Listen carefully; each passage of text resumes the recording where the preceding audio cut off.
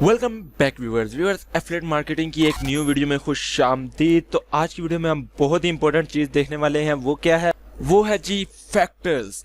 वो ऐसे फैक्टर जो कि एफिलिएट मार्केटिंग का कोई नेटवर्क सेलेक्ट करने के लिए हम यूज़ करते हैं, जिनको हमें देखना ज़रूरी होता है। बहुत से लोग इन फैक्टर्स की वजह से एफिलिएट नेटवर्क कोई ऐसा चूज़ कर लेते हैं। लाइक बहुत से लोग कहेंगे कि हम अमेजोन को चूज़ कर लेते हैं, तो अमेजोन को चूज़ तो वो कर लेंगे, उसके ऊपर वर्क करने में उनको फिर प्रॉब्लम होगी। क्या चीज़ें ऐसे क्या फैक्टर्स आ जाते हैं जिनको वो नज़रअंदाज करते हैं, डेट्स पे उनको प्रॉब्लम्स आती हैं। हम वो चीज़ें देखेंगे।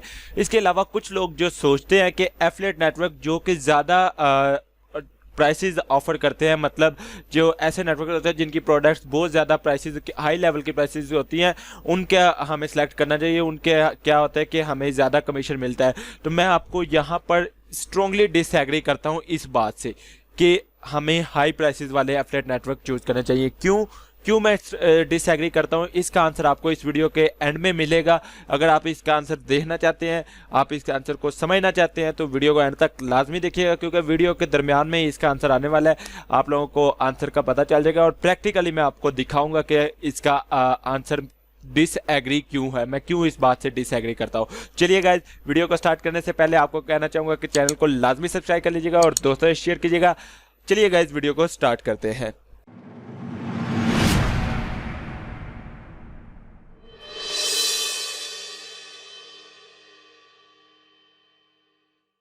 सबसे पहली चीज जो हमने देखनी होती है वो देखनी होती है वेबसाइट। वेबसाइट से क्या मराद है कि जो मर्चेंट है जिसके हमने प्रोडक्ट को सेल करवाना है, जिसकी हमने प्रोडक्ट की एफिलिएट करनी है, उसकी वेबसाइट कैसी है, उसको हमने दो पॉइंट ऑफ व्यू से देखना होता है। कौन कौन से पॉइंट व्यू? एक कस्टमर एस्पेक्ट। कस्टमर का एस्पेक्ट क्या है कि जो कस्टमर वहां पर जाएगा वो देखेगा क्या जो प्रोडक्ट है, जो वहां पर प्रोडक्ट मेंशन की गई है, क्या वो क्वालिटी अच्छी है उस प्रोडक्ट की, क्या वो प्रोडक्ट ऐसी है जो प्रॉपर प्रेजेंट की गई है, मतलब उसके तमाम फीचर्स प्रॉपर तरीके से बताए गए हैं ताकि मैं उसको बाय कर सकूं, या फिर उस प्रोडक्ट के रिलेटेड कोई ऐसी चीज़ तो नहीं है कि जो वहां पर मेंशन नहीं की गई और वो डायरेक्टली उसको पूछना पड़े कोई ऐसी चीज़। तो ये सारी चीज़ें जो सी हमें मैटर करती हैं एक एफिलिएट नेटवर्क को चूज़ करते हुए। उसकी वेबसाइट को देखना कि उसके ऊपर प्रोडक्ट की हर चीज़ प्रॉपर तरीके से मेंशन की गई हो। Second, advertise aspect.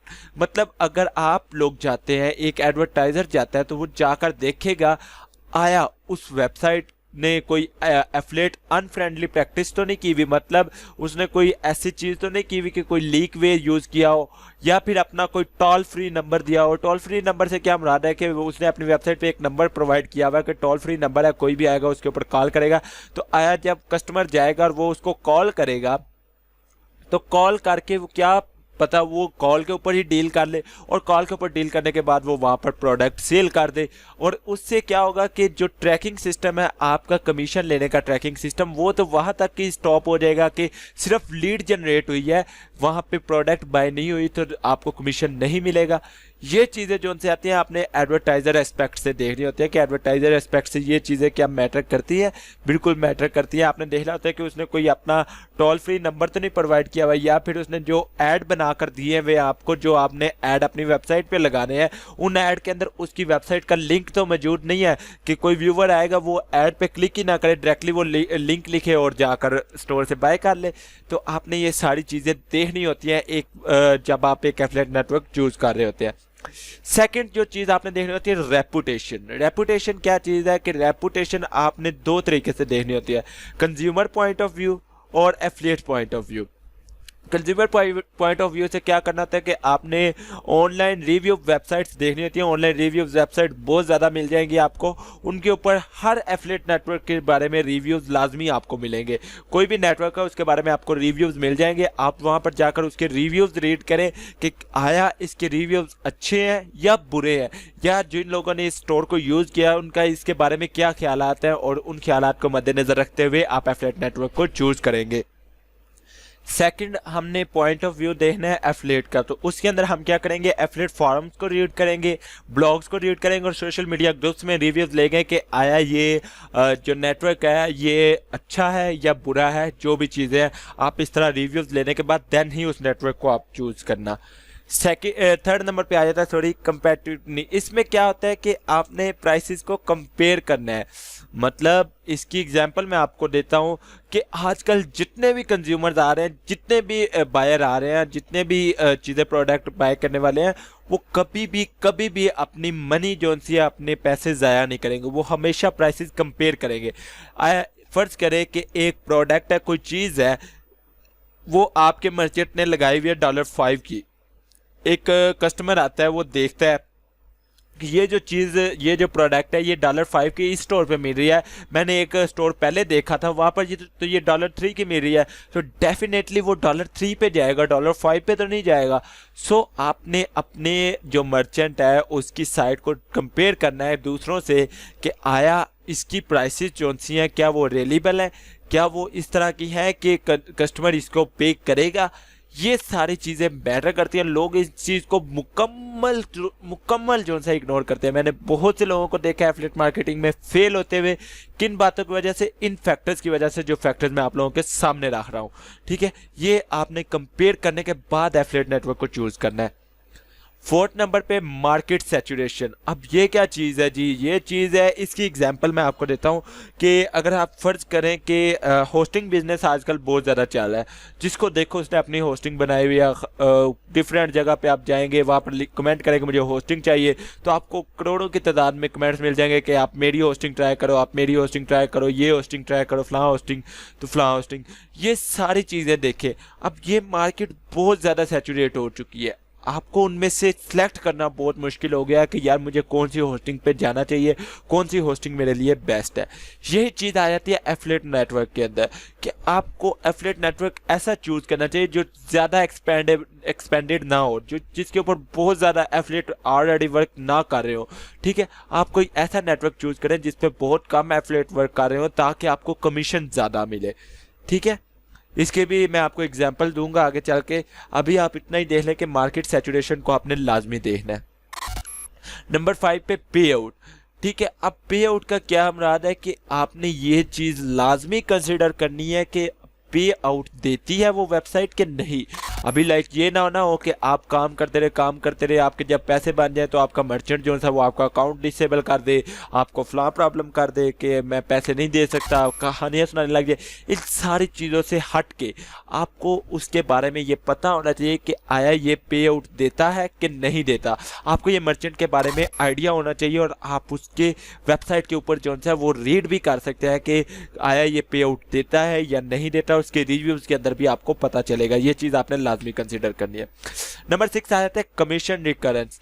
इसके अंदर क्या होता है कि कुछ मर्चेंट, सारे नहीं, मैं कुछ की बात कर रहा हूँ कि कुछ ऐसे मर्चेंट्स होते हैं जो कि सिर्फ और सिर्फ आपको यूनिक क्लाइंट्स की बेस पे कमीशन देते हैं। इसके मुराद क्या है कि एक कस्टमर आता है, आपके ब्लॉग पे आता है और आपको वो बैनर देख के क्लिक करता है बैनर के ऊपर और जाकर प्रोडक्ट को बाय कर लेता है। कुछ दिन बाद वो दोबारा आता है और उसको वहाँ पर एक न्यू ऐड मिलता है सेम स्टोर का, सेम मर्चेंट का।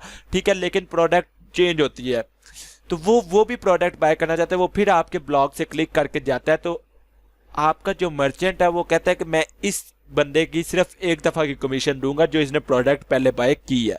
अब जो इसने प्रोडक्ट बाय किया है उसकी मैं आपको कमीशन नहीं दूंगा। तो आपको इन ऐसे मर्चेंट से मुकम्मल तौर पर अवॉइड करना है, इसको बिल्कुल उसको दूर रहें। क्यों?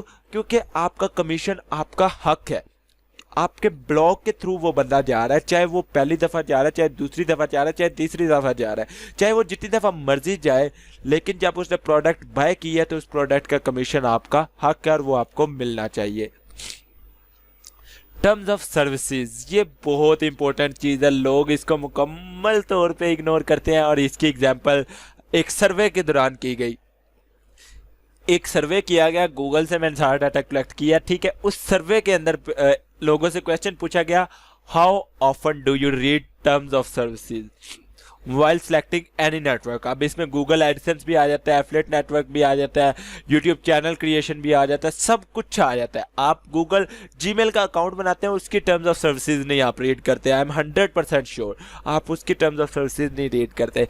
अच्छा, अब ये सर्वे किया गया और उस सर्वे के अंदर जो 100% लोगों से क्वेश्चन किए गए और उनमें से जो कुछ के जवाब वो कुछ ऐसे थे कि ऑलवेज वाले। ठीक है, जो लाजमी पढ़ते हैं, जो हमेशा टर्म्स ऑफ सर्विसेज को पढ़ते हैं, वो जस्ट 26% थे। मतलब 26% लोग, 100 में से जस्ट 26% लोग जो से है वो टर्म्स ऑफ सर्विसेज को रीड करते हैं। उसके बाद बात करते हैं ऑफन, जो कि मतलब अक्सर पढ़ ली, नहीं पढ़ी, छोड़ो या ठीक है ओके, वो 15%। समटाइम्स के कभी कभी पढ़ लेते हैं और कभी कभी नहीं पढ़ते, मतलब जिस नेटवर्क की उनको ज़रूरत होती है उसकी पढ़ ले, जिसकी मतलब वो समझते हैं कि इतनी खास नहीं है उसकी वो नहीं पढ़ते। तो समटाइम्स में जोन से आ जाते हैं 13% लोग जस्ट जोन से समटाइम्स करते हैं। रेयरली से क्या मुराद है कि जो बिल्कुल भी नहीं पढ़ते, जो मतलब कभी हो तो एक आधा वर्ड पढ़ लिया, उसका नहीं पढ़ना तो नहीं पढ़ना भाई, छोड़ो। 35% लोग टर्म्स ऑफ सर्विसेज को रीड तक नहीं करते भाई, वो मुकम्मल तौर पे उसको इग्नोर कर रहे हैं। उन 35% लोगों में हो सकता है आप भी हो, ठीक है। और नेवर जो कि कभी रीड करने की जहमत ही नहीं करते कि भाई लिखा क्या हुआ है, वो डायरेक्टली नेक्स्ट किया, स्किप किया, ओके जी आई एग्री कर दिया। 9%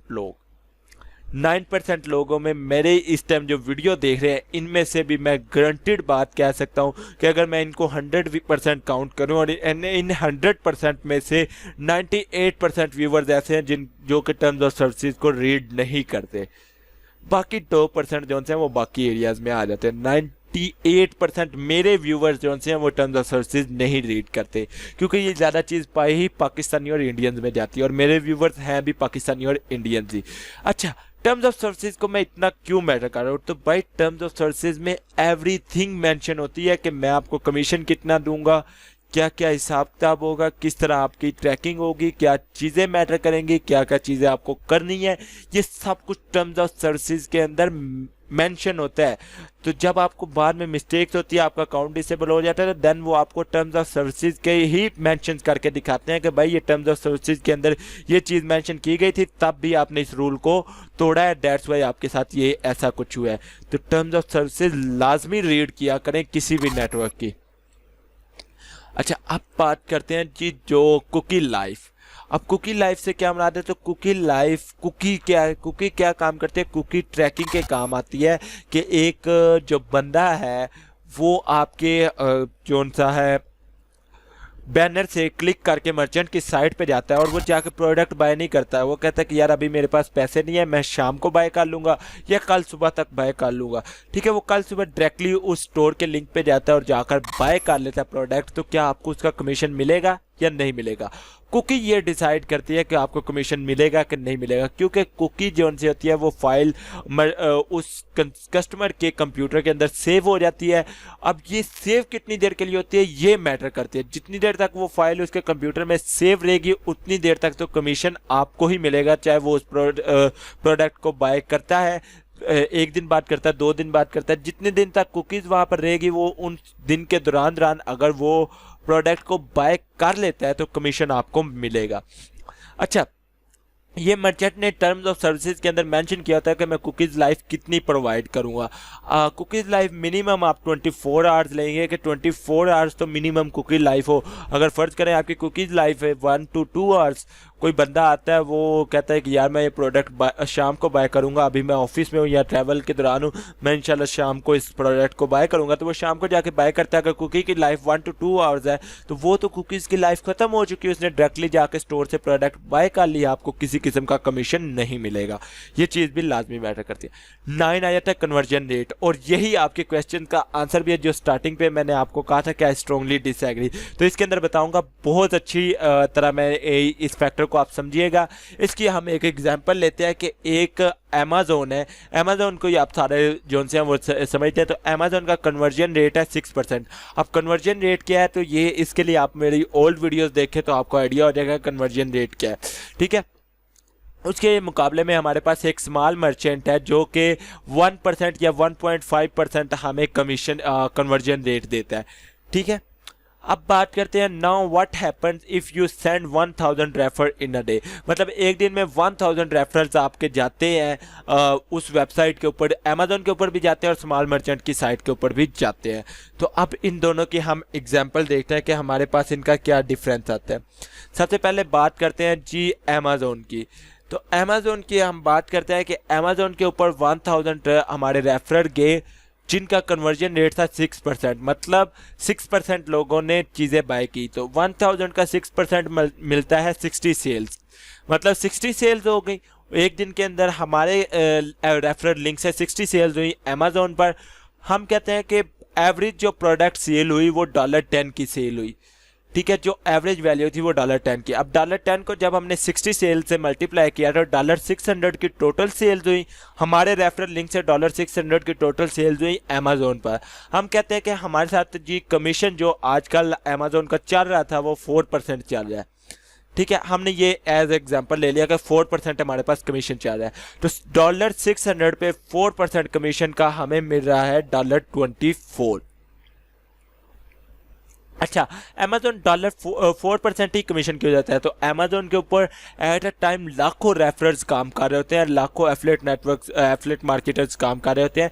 तो अमेजोन ने उन सब को जो है पे करना होता है। दैट्स वाई वो उनका कमीशन उस मुताबिक रखता है कि वो सबको ईजिली पे कर सके और अपना भी कमीशन निकाल सके। तो टोटल उसका 4% वो पे करता है। यहीं पे बात करते हैं स्मॉल मर्चेंट की। तो उसके 1000 रेफरर्स के 1.5% मतलब कन्वर्जन रेट है। तो उसकी टोटल सेल्स हो रही है 15 सेल्स हो रही है। अमेजोन के मुकाबले में बहुत कम है ये सेल्स, ठीक है, 1000 रेफरर से। यहाँ पर हम बात करते हैं कि $10 एवरेज प्रोडक्ट रेट है जो कि अमेजोन पे हमने लिया। $10 के मुताबिक 15 सेल्स का हुआ $150, ठीक है। $150 की टोटल सेल्स हुई। तो हमें जो भी स्मॉल मर्चेंट मिलेगा वो हमेशा ज़्यादा रेट देगा। क्यों?